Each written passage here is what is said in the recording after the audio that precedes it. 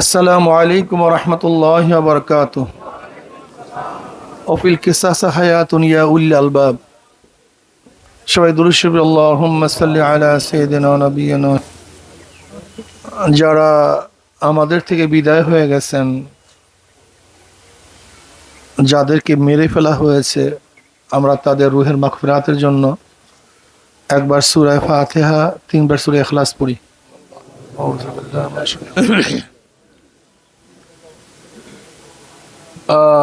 আমার সামনে উপস্থিত ভাইয়েরা, আমরা যে ভূখণ্ডের মধ্যে দাঁড়িয়ে আছি, এই ভূখণ্ডের ইতিহাস সম্পর্কে কম বেশি আমরা সবাই জানি। আপনারা জানেন এদেশে মুসলমানের আগমন কিভাবে হয়েছিল। রাজা দাহিরের জলদস্যু কর্তৃক এক মুসলিম, শুধু একজন মুসলিম মেয়েকে শিলথানি করার কারণে, অপমান অপদস্থ করার কারণে, অসম্মানিত করার কারণে ইরাক থেকে মোহাম্মদ বিন কাসিমের নেতৃত্বে মাত্র ৫,০০০ সৈন্য নিয়ে ১৭ বছরের যুবক মোহাম্মদ বিন কাসিম,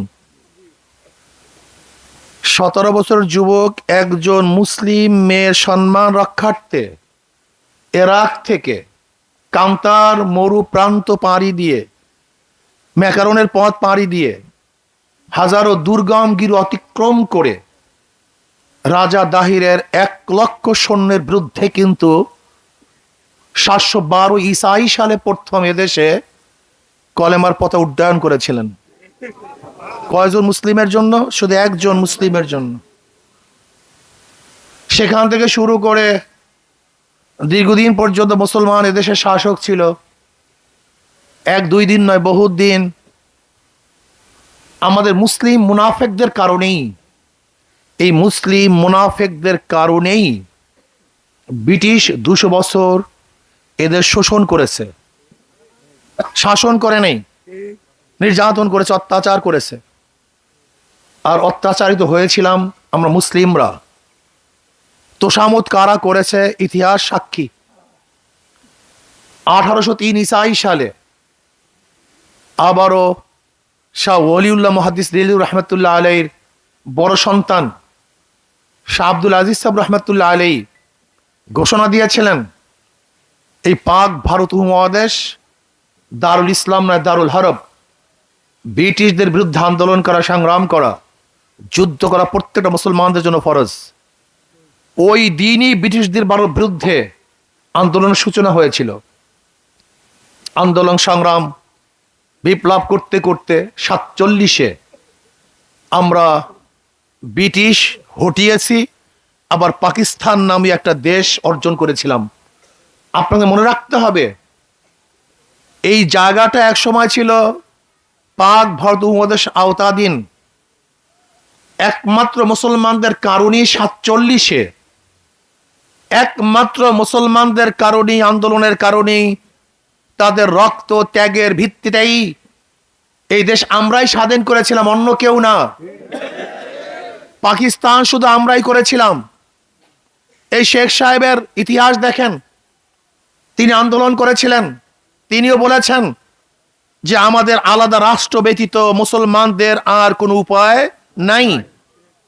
শুধু মুসলমানদের নিরাপত্তার কারণেই, শান্তিতে থাকার কারণেই ৪৭-এ বিশাল এক কান্ট্রি থেকে আলাদা হয়ে আমরা পাকিস্তান করেছিলাম। পাকিস্তানের ২টা অংশ, পশ্চিম পাকিস্তান, পূর্ব পাকিস্তান। এই দুই অংশের মধ্যে ব্যবধান ১৭০০ কিলোমিটার। এই ১৭০০ কিলোমিটার দূরত্ব অবস্থায় দুইটা দেশ একই নামে ইন্ডিয়ার থেকে, ভারত থেকে আলাদা হওয়ার কি কারণ ছিল? ভৌগোলিক কোনো কারণ নয়, ঋতুর কোনো কারণ নয়, ভাষার কোনো কারণ নয়, শুধু একটাই কারণ, দ্বিতীয় কোনো কারণ নেই। ওরাও সংখ্যাগরিষ্ঠ মুসলমান, আমরাও সংখ্যাগরিষ্ঠ মুসলমান, কাজে দেশ মুসলমানদের। আবার পশ্চিমারা যখন আমাদের উপরে জুলুম করেছে, অত্যাচার করেছে, আমাদের অধিকার রক্ষা করতে পারে নাই, তখন আমরা ওদের বিরুদ্ধে আন্দোলন করে ৭১-এ পাকিস্তান থেকে আমরা আলাদা হয়েছি। প্রথম আলাদা হয়েছিলাম ৪৭-এ ভারত থেকে, এরপর ৭১-এ আমরা আলাদা হয়েছি পাকিস্তান থেকে, একই পাকিস্তান ছিল, সেখান থেকে আলাদা হয়ে স্বাধীন আমরা বাংলাদেশ করেছি। এই বাংলাদেশের জনগণ সংখ্যাগরিষ্ঠ মুসলমান বিধায়ী এই দেশ আলাদা হয়েছিল ভারত থেকে। 47 যদি দেশ ভারত থেকে আলাদা না হতো, কিয়ামত পর্যন্ত চিল্লাতে পারতেন, বাংলাদেশ নামে কোনো ভূখণ্ড অর্জন করতে পারতেন না। কিয়ামত পর্যন্ত আলোচনা করতে পারতেন, আলাদা হতে পারতেন না, স্বাধীন হতে পারতেন না। আপনারা দেখেন না, কাশ্মীর, সেখানে সংখ্যাগরিষ্ঠ মুসলমান, কিন্তু স্বাধীন হতে পারছে না। হায়দ্রাবাদ, সংখ্যাগরিষ্ঠ মুসলমান, কিন্তু স্বাধীন হতে পারছে না। যদি 47-এ ভারত থেকে আমরা আলাদা না হয়ে ওই প্রস্তাব অনুযায়ী যদি হায়দ্রাবাদ, ওইদিকে পাঞ্জাব, কাশ্মীরকে পাকিস্তানের সাথে এক করে আমাদেরকে যদি আসাম, ত্রিপুরা আর ক্যালকাটার সাথে এক করা হতো, কিয়ামত পর্যন্ত চিল্লাতে পারতেন, বাংলাদেশের স্বপ্ন দেখতে পারতেন না। কাজী এদেশ মুসলমানদের। আপনারা জানেন নওয়াব সলিমুল্লাহ, তিনি ইউনিভার্সিটি করার জন্য প্রস্তাব দিয়েছিল 1911 সনে ব্রিটিশদের কাছে, কিন্তু কাজের কারণে সেই 21 সনে ইউনিভার্সিটি হয়েছিল। সেই গড়াইয়ের ময়দানে, মাঠে এই রবি ঠাকুরের নেতৃত্বে 41 বার ঢাকা ইউনিভার্সিটি বন্ধ করার জন্য আন্দোলন হয়েছিল, সংগ্রাম হয়েছিল। এবং রবি ঠাকুর বলেছিল যে আমরা মূর্খদের দেশে কিসের ইউনিভার্সিটি। অথচ সেই রবি ঠাকুরের জন্মবার্ষিক, মৃত্যুবার্ষিক, অমুক বার্ষিক ইউনিভার্সিটি পালন হয়। আর নওয়াব সলিমুল্লাহর শত শত একর জমি দিয়ে যে ইউনিভার্সিটি করা হয়েছে, সেখানে আজকে তার আলোচনাও হয় না। যে ইউনিভার্সিটি করা হয়েছিল মুসলমানদের জন্য, সেই ইউনিভার্সিটিতে আজকে নামাজ পড়তে দেওয়া হয় না। যে ইউনিভার্সিটি করা হয়েছিল মুসলমানদের জন্য, সেই ইউনিভার্সিটিতে আজকে ইফতারি বন্ধ করা হয়। বোরখা পরে যেতে পারে না সেখানে, আজকে টুপি পরতে পারে না, দাড়ি রাখতে পারে না। সেখানে নাঙ্গা তলোয়ার নিয়ে বিভিন্ন সম্প্রদায়ের লোক পূজা আশ্রা করতে পারে। সেখানে মঙ্গল শোভাযাত্রা, সেখান থেকে রথ বের হতে পারে, সেখানে পূজা আশ্রা হতে পারে, কিন্তু মুসলমান নামাজ পড়তে পারে না। আপনারা কোথায় আছেন? আমরা দাঙ্গা করতে চাই না, আমরা দাঙ্গা করি না। এদের সবার, এদের সবার, এদের সবার, মুসলমান, হিন্দু, খ্রিস্টান, বৌদ্ধ, যারা এদেশের নাগরিক, অধিকার সবার সমান। লেকিন লেকিন যে এদেশের ভূখণ্ডে থেকে সাম্প্রদায়িক দাঙ্গাকে উস্কিয়ে দেওয়ার জন্য ষড়যন্ত্র করবে, তারা এদেশের নাগরিক হতে পারে না, তারা এদেশের নাগরিক নয়। আমি জানতে চাই প্রশাসনের কাছে, কয়েকদিন আগে শ্মশান পূজায় নাঙ্গা তলোয়ার নিয়ে পূজা করেছে। আমি ধর্মীয় ব্যাখ্যা চাই। নাঙ্গা তলোয়ার নিয়ে কেন পূজা করবে? এটাকে তাদের ধর্মীয় অনুষ্ঠান? এটাকে ধর্মীয় তাদের কৃষ্টি কালচার? এটা নিয়ম নীতি? যদি ধর্মীয় নিয়ম নীতি হয় আমার কোনো আপত্তি নাই। যদি নাঙ্গা তলোয়ার নিয়ে এদেশকে এপার বাংলা ওপার বাংলা স্বাধীন করার পূর্বাভাস হয়, তাহলে বাংলাদেশের জনগণ ঐক্যবদ্ধভাবে এই ষড়যন্ত্রকারীদের হাতকে রুখে দেবে ইনশাআল্লাহ। আজকে প্রশাসন ঘোষণা দিচ্ছে ওদেরকে ধরিয়ে দেন। হত্যা হয়েছে 18 তারিখ, আজকে কতদিন হলো? কি করছেন প্রশাসন? আমি তো মনে করি এই কাজ করা হয়েছে ভারতের মোদিকে জিতাবার জন্য। এই করছে সরকার, স্পষ্ট সরকার করছে, সরকারের হাত। আপনারা বলতে পারেন হুজুর বুঝলেন কিভাবে?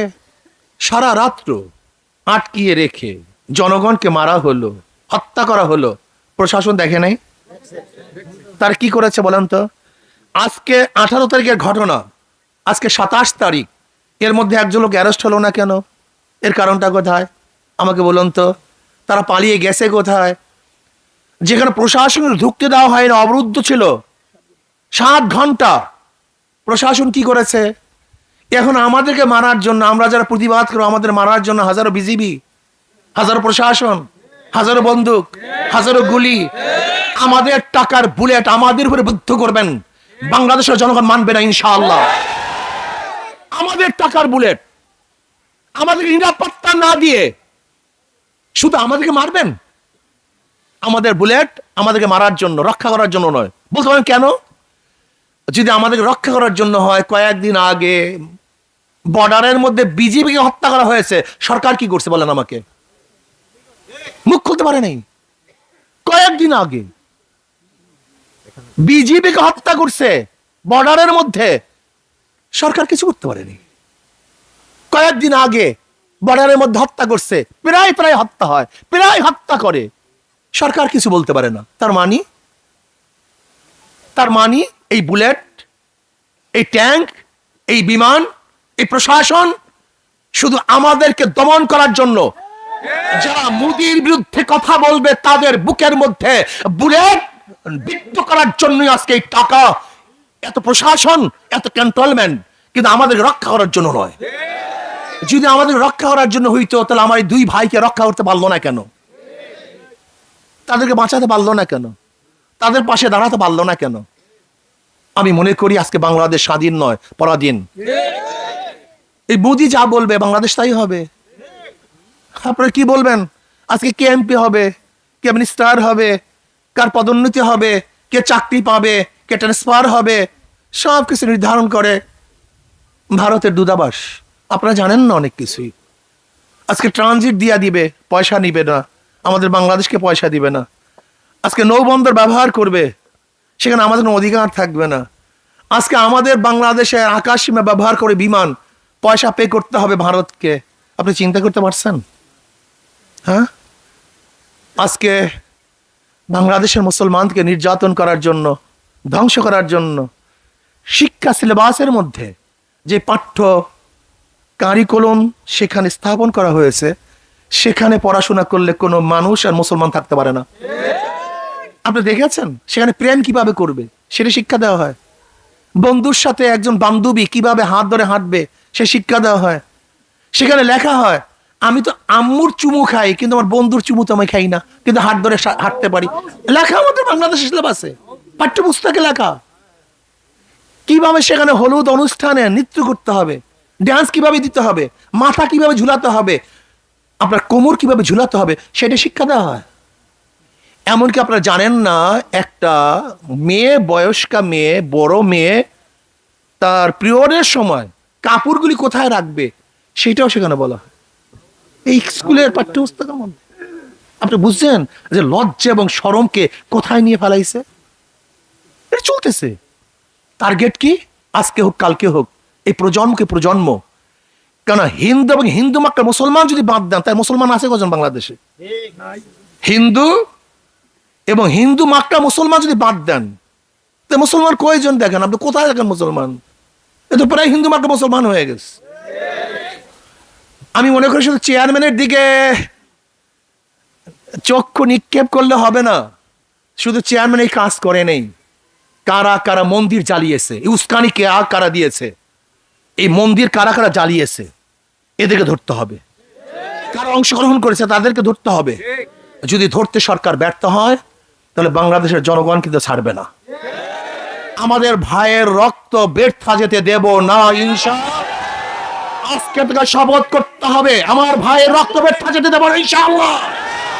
বাংলাদেশের জমিনে হত্যাকারীদের বিচার হবে ইনশাআল্লাহ, বিচার করতে হবে ইনশাআল্লাহ। আমরা শুধু মারা যাব, শোনেন, আমরা শুধু মারা যাব, আমরা শুধু মারা যাব হবে না। আমি কি করেছিলাম অন্যায়? আমার ওই দুই ভাই কি অন্যায় করেছিল? ওরা শ্রমিক ছিল, ওরা ওই এলাকারও লোক না। শুধু দুইজনকে হত্যা করে নাই, গোটা বাংলাদেশের মানুষকে হত্যা করা হয়েছে। ওরা দুইজন হত্যা হয় না, আমরা সবাই হত্যা হয়েছি। আশ্চর্য হয়েছে আজকে বাবার অবস্থাটা কি হবে। মায়ের বুক খালি হয়ে গেছে।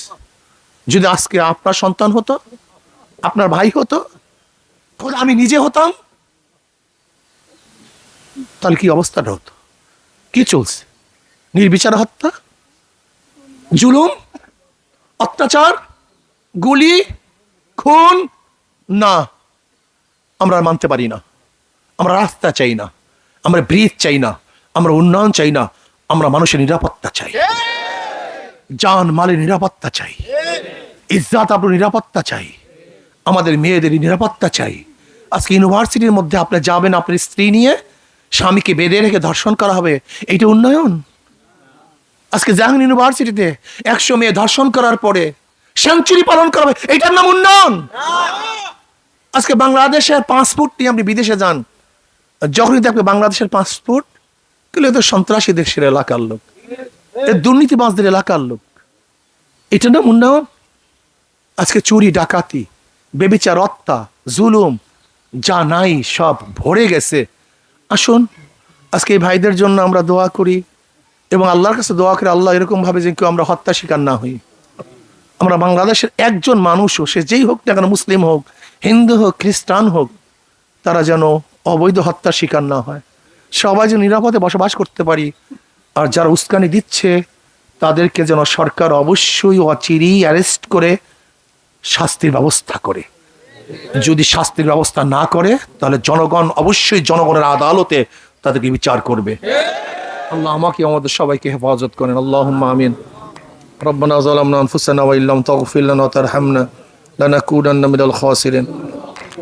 রব্বানা আতিনা ফিদ দুনিয়া হাসানাতাও ওয়া ফিল আখিরাতি হাসানাতাও ওয়া কিনা আযাবান নার।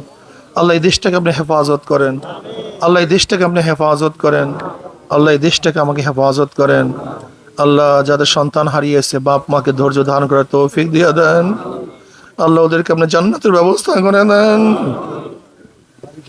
আল্লাহ ওদেরকে আপনি জান্নাতের ব্যবস্থা করে দেন। যারা আহত হয়েছে জলদি করে সুস্থ করে দেন। আল্লাহ দোষীদেরকে শাস্তির ব্যবস্থা করে দেন। আল্লাহ গোটা দুনিয়ার মুমিন মুত্তাকিনা যারা কবরে শুয়ে সবার কবরে আযাবকে মাফ করে দেন। রব্বির হামহুমা কামা রব্বায়ানি সাগীরা। আল্লাহ সবাইকে মাফ করে, রব্বির হামহুমা কামা রব্বায়ানি সাগীরা। ওয়াসাল্লাল্লাহু তাআলা আলা খায়রি খালকি মুহাম্মাদ ওয়া আলিহি ওয়া আসহাবিহি ওয়া আজওয়াজিহি ওয়া আতবাইহি আজমাইন ওয়ারহামনা মাহুম বিরহমাতিকা ইয়া আরহামার রাহিমিন। আমরা ওনাদের জন্য আমাদের সাধ্য অনুযায়ী আমাদের কিছু হাদিয়া দেওয়ার ব্যবস্থা করছি। যারা মুরব্বী আছে ওনার বাপকেও দেব, ওনার মাকেও দেব, এবং যারা আহত আছে প্রত্যেককে আমরা সাহায্য করবো ইনশাআল্লাহ। আচ্ছা সব